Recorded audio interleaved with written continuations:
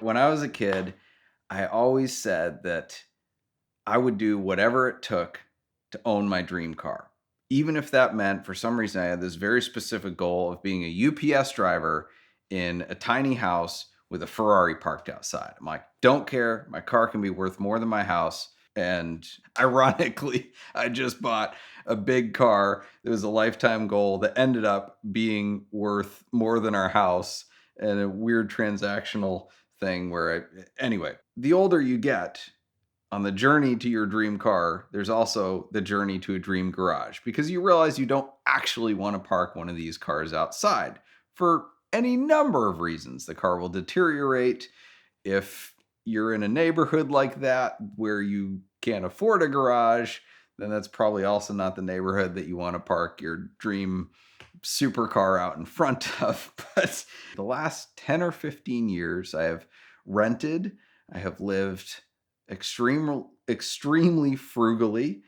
For a few years, I did not have a garage. And then for a number of years, I rented a condo with a one car garage, which I swore would only be for like a year or two. And I was there for like 7 years. And then I met my beautiful bride, and she had just purchased a house. I actually met her helping her move into her house. We got married. I moved into her house, had a very tight garage. It was two cars, but barely two cars. I had to put foam up on the one wall so that when I opened my door, like I wouldn't bang it.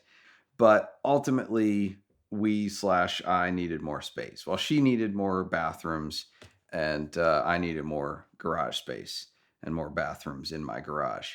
So the search for the dream house commenced a couple years ago. We found our dream house shortly after we started looking, but it was way out of our budget, and kind of said, well, nothing else is ever going to compare to that one. It had like a 10-car garage, polished floors, a man cave. It was beautifully decorated. It was an amazing house. So we just stopped looking, defeated. Fast forward to this year, 2022. So we had some mold in our house, and my wife had been having some health issues for a while. And what we didn't realize, and we finally realized, was that it was related to the mold. So we had the mold remediated the first time. They didn't get all of it. We moved back in for 2 days. We could immediately tell that it was still there because her health issues and mine to a lesser extent flared back up. So we moved back out. We're living in our friend's basement. So we're essentially homeless at the beginning of this year. Got everything fully remediated, moved back in, and started to, kind of heal from the process, and gradually get better, taking all of our supplements and stuff, and started to mostly feel better. But as Aaron's doctor said, there was probably some PTSD, whether it's, placebo or not. This house had caused us a lot of pain. And so for her, it was kind of like, we just need a fresh start. Even though the mold's fully remediated, all the tests are good, the house is totally safe. It's just like, it accelerated our looking for a new house, which we had been doing anyway, but we just said, okay, let's have a fresh start. Thankfully, we kind of saw some signs of the market softening. So we said, okay, well, at least now we can get an inspection, right? We're not going to get outbid by people that are cash, no inspections, because going through all of this, we said we have to, at the very least, have a mold inspection. We can't move into another house that's been remediated because, again, given Aaron's sensitivity to it, like, we can probably never live in a house that ever had any water damage ever. You can fix it properly. Like, there's nothing wrong with those houses. Again, our house had water damage, was fully remediated. It is a great house, but not for us. Our scope of houses that we can buy is not only limited by our incredibly weird criteria and my criteria of having to have a huge garage, but also just the fact that, it's has to have never had mold in it ever, or else she's going to have, weird symptoms. So we came really close to buying almost the wrong house. And it was a guy from church we met, and this guy rehabbed houses. And we didn't really want to buy a flip, but he did them to a very, very high standard using all the best materials. And we said, okay, great, let's take a look. He had two houses, both of them had big detached garages. And again, in our criteria, of course, it was the kitchen, the master suite, et cetera, et cetera. But I really just wanted like my man cave, whether it was a 6-car attached garage or a 4-car detached or a 20-car detached, that would be ideal. I wanted my space. So it was just as much a search for a garage as it was for a house.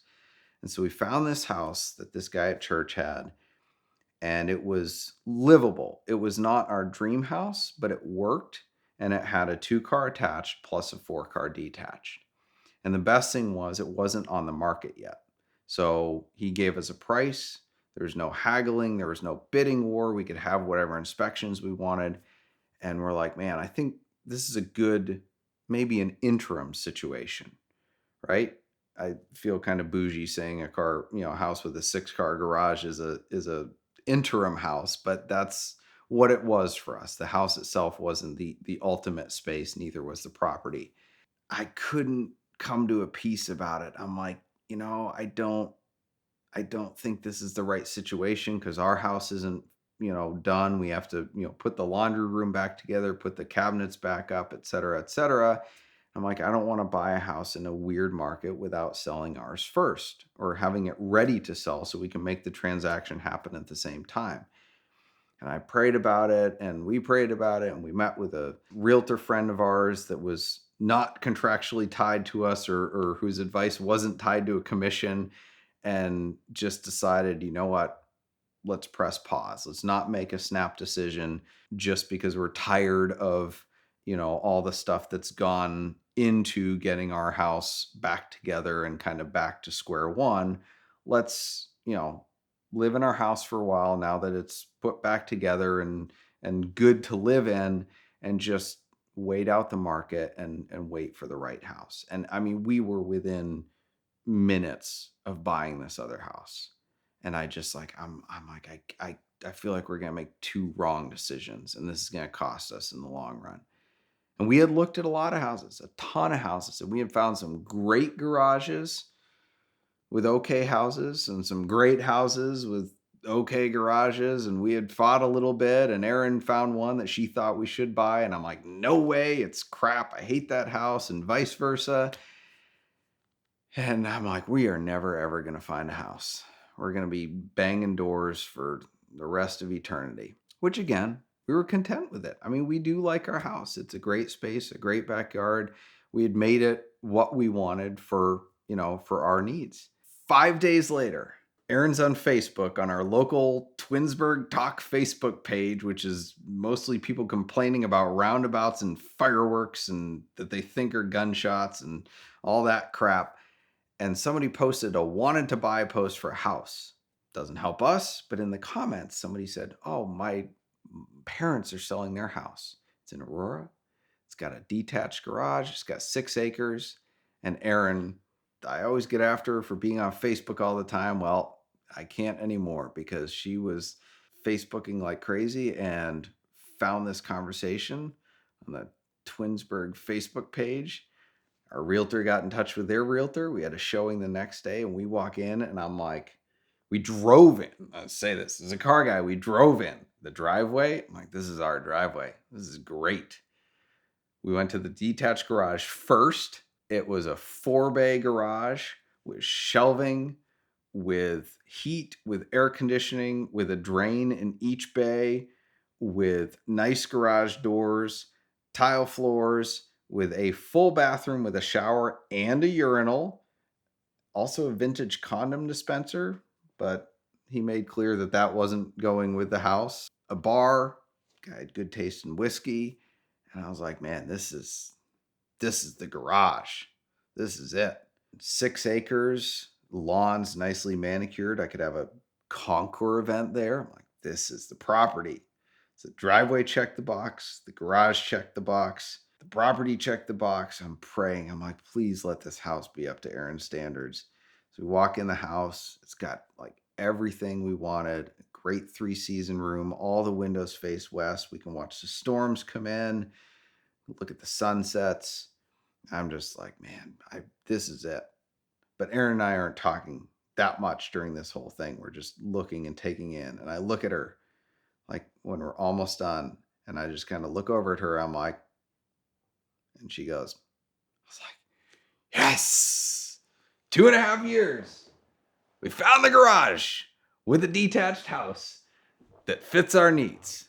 So again, long story, but a long journey that I think every car guy in some respect goes on in trying to fit all their car lifestyle into their housing with or without, an attached spouse that has input on these decisions. The biggest stress in shopping for this house for me was kind of like shopping for a wife. Is I knew the decision was of ultimate importance because it was a forever thing. So I'm pretty ADD when it comes to everything. Cars. I mean, heck, I created the shirt "Keep Your Woman, but Switch Cars." Right? I love the hunt for new cars. And even like in my housing scenario for a long time, I lived no more than 2 years at any given place. And not all of that was deliberate, but it at least gave me a sense of transiency, of a temporary feel that wherever I'm living is not for good. And so I was always hesitant to buy a place because I'm like, this is a more permanent decision. And commitment is kind of fearful. So shopping for a dream car is one thing, right? Because you buy it and it's like, all right, well, if it's not the dream, I just sell it, buy a different one. And car guys go through that all the time.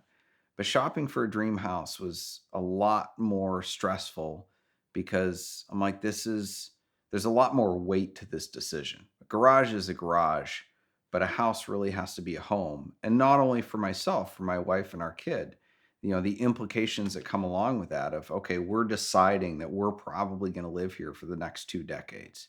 We're planting our roots, and this is where our church is. This is where his school is. This is where our family's going to be. And, just all the implications that go along with that, with her family getting older and, what's the home base for how we're going to serve the people that are in our circle, right? Because wherever we choose to be, our circle is going to be different. So what charities are we involved in? What ministries are we involved in? Where is her family? Where is my family? Like the weight of the decision of a house, as much as I joke about like, oh, I got my dream garage with an attached house, there's a lot of weight to this decision that is totally different. Even if the money's the same for a car, like it's a flippant decision. I can make a decision on $100,000 car in a few minutes. And that partly comes of being in the business for a long time. That's not saying that everybody can or should, but to make a decision on a house like this was certainly a much heavier decision with a lot more implications. Premier Financial Services makes it easier and more affordable than you could possibly imagine to own your dream car. Their Simple Lease is one of the most powerful tools in the world of exotic car financing. You get all the benefits like the tax savings and the low payments of a lease with all the additional benefits that you normally find in a traditional finance arrangement. You can build up equity, you can pay it off early, you can trade in and out of cars because you get a very clear and easy to understand amortization table to understand what your payoff will be any month throughout your term. And all the while, the amazing team from Premier Financial Services will be right there to help you along the way. They've been supporters of the VINwiki channel now for 5 years in a row, so we can't thank them enough for that, but mostly we're thankful for the fact that they can help you make it easier than ever to own your dream car. Check them out now.